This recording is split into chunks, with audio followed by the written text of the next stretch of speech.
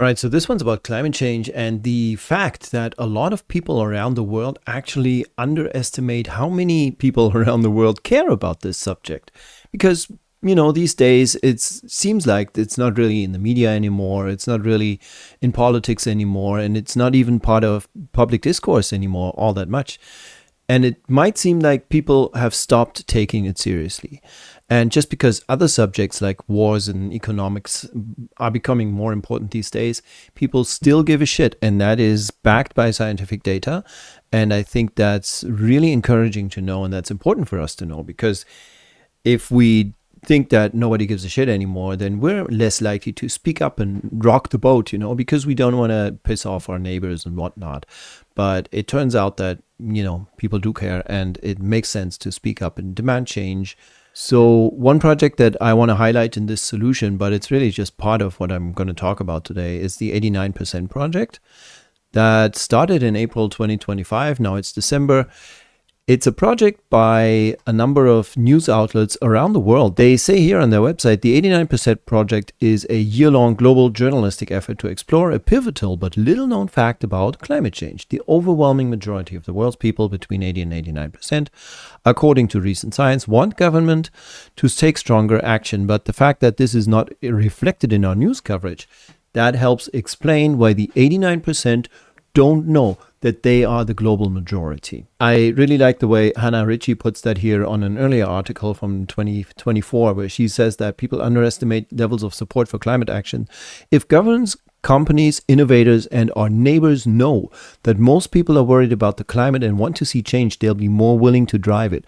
But on the flip side, if we systematically underestimate widespread support, we'll keep quiet for fear of rocking the boat. So that's where this project comes in. First of all, where do they get this number from 80 to 89%? And I have to say I'm a little bit disappointed in their website, because all they say is, well, it's according to recent science, right? So you have to dig a little deeper to find out where this number actually comes from. It's that article here on Reset that gives a little bit more insight into this. They say one of the studies that they used to get these numbers was the People's Climate Vote of 2024, that actually has its own website here. If you go to peoplesclimate.vote, you're going to see the results. They break this down by countries. You can see your country's results and filter them and look at different areas of what people think. And how did they get to this number, 80 to 89%?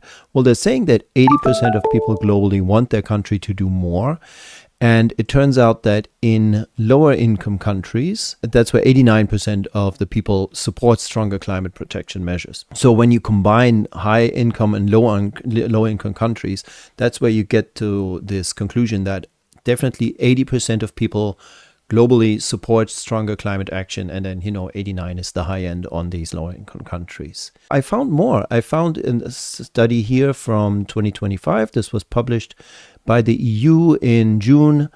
The actual fieldwork was done in February and March, and they're saying that 85% of citizens across the EU identify it as a major problem. 77% want that the cost of damage, they agree that it's caused by climate, outweighs the cost of transitioning to a climate neutral economy. And while 88% support greater investment in renewables and energy efficiency, so that's latest, pretty recent data from the EU. Then there's this article in Nature where they did the same thing. They did polls and they found that global data and individuals' willingness to act remains scarce. And in their studies, they surveyed people across 125 countries, nearly 130,000 people they talked to. And they say 69% of global population expresses a willingness to contribute 1% of their personal income, and 86% endorse pro-climate social norms, and 89% demand intensified political action. Again, there we have that 89% number, right? There's more here. Clean Energy Wire reports on global surveys, actually a whole bunch of them. And they say, interestingly, also, we need to take that part seriously. Views about personal impacts and how to tackle global challenge differ widely. Then we have Yale, the Yale program on climate change communication, says climate change in the American mind. They find all these numbers here. I'm not going to go into too many more details, just except to say it's fucking Wikipedia has an actual page on public opinion on climate change. So that's how far this goes by now. It's recent that they started, getting this data. Like the one report said that data remains scarce. That's why they found out about it. And why is it now important for the 89% project? Well, they say, and I agree, that if more people know that they're not alone in thinking that climate change is serious when we need to do something about it, then they're, more likely to speak up and perhaps demand action from governments, etc.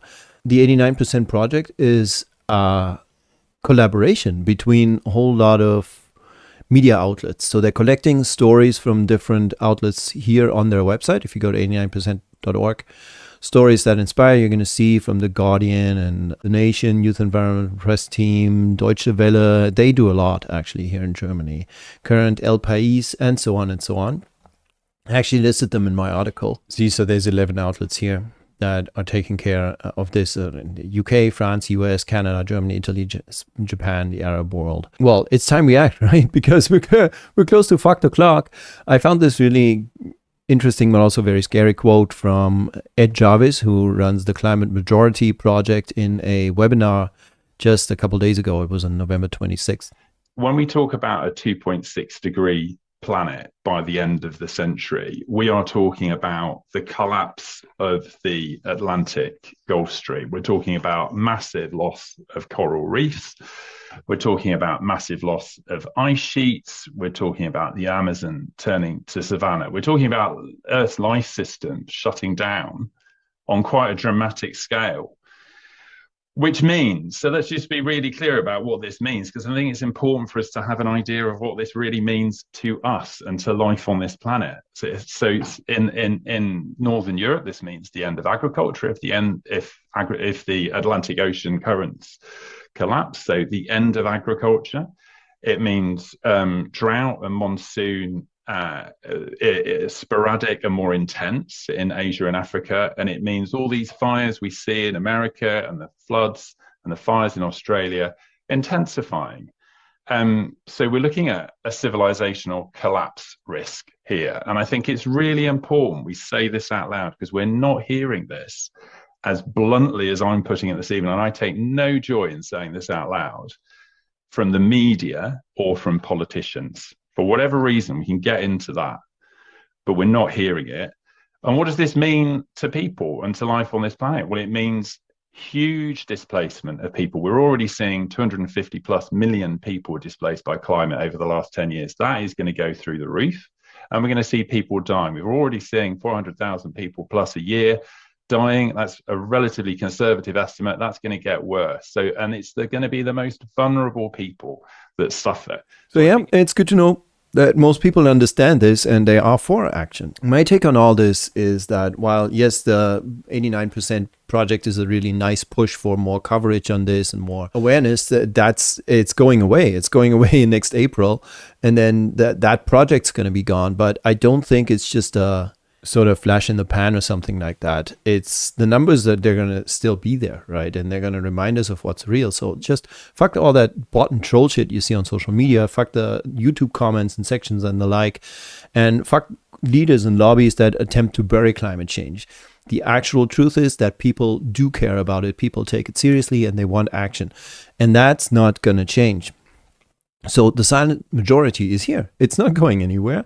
And it's the power that you have here. And that I think is really, really good to know, really empowering to know, is that you can unsilent this majority. And you can do that entirely on your own every day. So yeah, strong numbers here. Let's not give in to this idea that people don't give a shit, because it turns out they do. Bye. It's the early days of the solutions movement and the website isn't ready yet, but if you're watching this in the future, this video is gonna age, but its companion article on the solutionsmovement.com isn't. Use the quick link on screen to get this solution in writing, discover new developments, see our sources, and learn how to take action.